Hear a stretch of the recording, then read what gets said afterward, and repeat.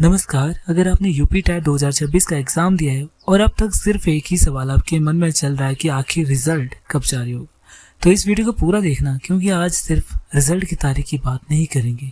आज आपको बताएंगे कि रिजल्ट में देरी क्यों हो रही है और कब तक आपका रिजल्ट आने की संभावना है। तो फाइनल यानी संशोधित आंसर की कब जारी होगी और ऑब्जेक्शन के बाद आपके नंबर कैसे बढ़ेंगे, नॉर्मलाइजेशन से कितने नंबर का होगा फायदा और OMR शीट में गलतियों का क्या असर पड़ेगा, और सबसे जरूरी बात, क्या रिजल्ट अब वाकई अंतिम चरण में है। चलिए पूरी अपडेट आसान भाषा में समझते हैं। साथियों, जैसा आप सभी को पता है कि यूपी टैट का एग्जाम 2, 3 और 4 जुलाई 2026 को आयोजित हुआ था।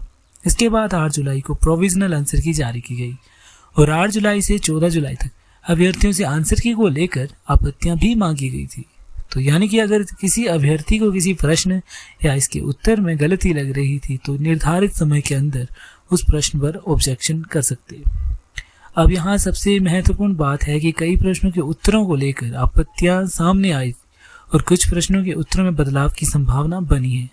तो अगर किसी प्रश्न का उत्तर संशोधित किया जाता है या किसी प्रश्न पर बोनस मार्क्स दिए जाते हैं तो उसका सीधा फायदा अभ्यर्थियों के नंबर पर पड़ेगा।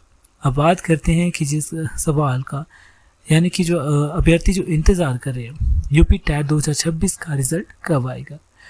देखिए, जो अभी तक जो आधिकारिक तौर पर रिजल्ट जारी होने की कोई निश्चित तारीख घोषित नहीं की गई है, लेकिन अलग अलग रिपोर्ट्स और एग्जाम के सामान्य ट्रेंड को देखते हुए उम्मीद जताई जा रही है कि रिजल्ट कभी भी जारी किया जा सकता है, क्योंकि परीक्षा को काफ़ी समय हो चुका है।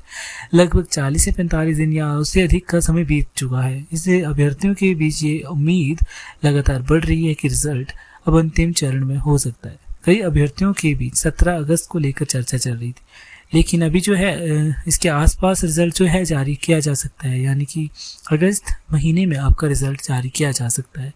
लेकिन यहाँ जो है एक बात स्पष्ट समझनी है आपको, क्या है कि 17 अगस्त या 18 अगस्त को आपका रिजल्ट आएगा, इसकी अभी कोई आधिकारिक पुष्टि नहीं हुई है, इसलिए इसे पक्की तारीख आप ना माने। हाँ, अगर परीक्षा से लेकर रिजल्ट तक लगने वाले सामान्य समय को देखें तो रिजल्ट आने की संभावना जो है पहले की तुलना में काफ़ी ज़्यादा दिखाई देती है।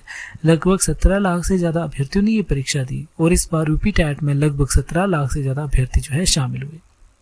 इतनी बड़ी संख्या में अभ्यर्थियों की OMR शीट की स्कैनिंग, डेटा प्रोसेसिंग, उत्तरों का मिलान, ऑब्जेक्शनों की जांच और रिजल्ट तैयार करने जैसी कई प्रक्रियाएं होती है, इसलिए रिजल्ट तैयार करने में समय लगना स्वाभाविक है। अगर पिछले वर्षों का उदाहरण देखें तो हर बार रिजल्ट जारी होने में एक जैसा समय नहीं लगा है। उदाहरण के लिए 2019 की यूपी टैट की परीक्षा 8 जनवरी को हुई थी, 2020 को हुई थी और उसका रिजल्ट 7 फरवरी 2020 को जारी किया गया था, यानी लगभग 1 महीने के अंदर रिजल्ट जारी कर दिया गया। और 2021 की पुनर्परीक्षा तो 21 जनवरी 2022 को हुई थी और उसका रिजल्ट 8 अप्रैल 2022 को जारी कर दिया गया था। इसमें लगभग 75 दिनों का समय लगा। इसी तरह दूसरे वर्षों में भी रिजल्ट अलग अलग समय में जारी हुए हैं, इसलिए अभी ये कहना सही नहीं होगा कि 40-45 दिन पूरे होने पर रिजल्ट जारी हो जाएगा, लेकिन समय काफ़ी हो चुका है। अब बात करते हैं संशोधित आंसर की यह अभ्यर्थियों के लिए बहुत महत्वपूर्ण है। आप सभी ने 8 जुलाई से 14 जुलाई तक ऑब्जेक्शन जो थे अपने दर्ज कर दिए थे।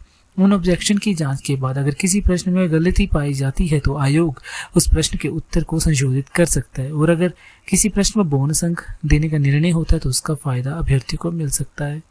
लेकिन सबसे बड़ा सवाल है, फाइनल आंसर की रिजल्ट से पहले आएगी या रिजल्ट के साथ।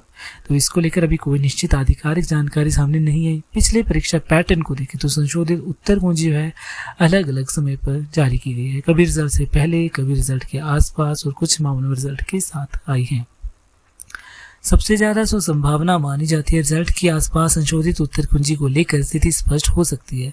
अब सबसे महत्वपूर्ण बात नॉर्मलाइजेशन। इस बार जो है नॉर्मलाइजेशन को लेकर बहुत से अभ्यर्थियों के मन में सवाल है। अगर परीक्षा अलग अलग शिफ्ट में हुई है तो कठिनाई के स्तर में अंतर, ऐसे में जो है अलग अलग शिफ्ट के अभ्यर्थियों के अंकों में बदलाव जो है संभव है। किसी अभ्यर्थी को फायदा होगा और किसी के अंक में बदलाव ना भी हो, ऐसा भी हो सकता है। इसलिए ये कहना कि हर अभ्यर्थी को निश्चित रूप से 2, 4 या 6 नंबर मिलेंगे तो सही नहीं होगा। नॉर्मलाइजेशन का वास्तविक प्रभाव आयोग द्वारा अपनाई जाने वाली प्रक्रिया और अभ्यर्थी के शिफ्ट के प्रदर्शन पर निर्भर करता है। इसका सबसे ज्यादा फायदा उन अभ्यर्थी को महसूस हो सकता है जो कट ऑफ या क्वालिफाइंग मार्क्स के आसपास है।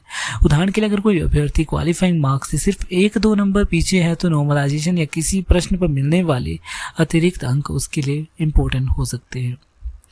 अब बात करते हैं गलत प्रश्नों और बोनस मार्क्स की। अगर जांच के बाद आयोग किसी प्रश्न के उत्तर को गलत मानता है तो उसके अनुसार फाइनल आंसर की में बदलाव किया जा सकता है।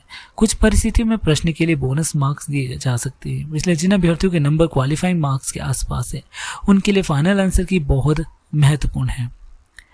अब आते हैं OMR शीट के सबसे बड़े सवाल पर। बहुत सारे अभ्यर्थी पूछ रहे हैं कि अगर OMR शीट भरते समय कोई गलती हो गई है तो क्या उसमें बाद में सुधार किया जाएगा? यहाँ आपको बहुत सावधान रहना चाहिए। OMR आधारित परीक्षाओं में रोल नंबर, प्रश्नों के उत्तर, आवश्यक विवरण और अन्य निर्देशों को आयोग द्वारा बताए गए तरीके से भरना जरूरी होता है। अगर किसी अभ्यर्थी ने रोल नंबर गलत भरा, गोला सही तरीके से नहीं भरा या OMR से संबंधित निर्धारित निर्देशों का पालन नहीं किया तो उसकी OMR शीट प्रभावित हो सकती है। ऐसी स्थिति में करेक्शन की संभावना आयोग के नियमों पर निर्भर करती है।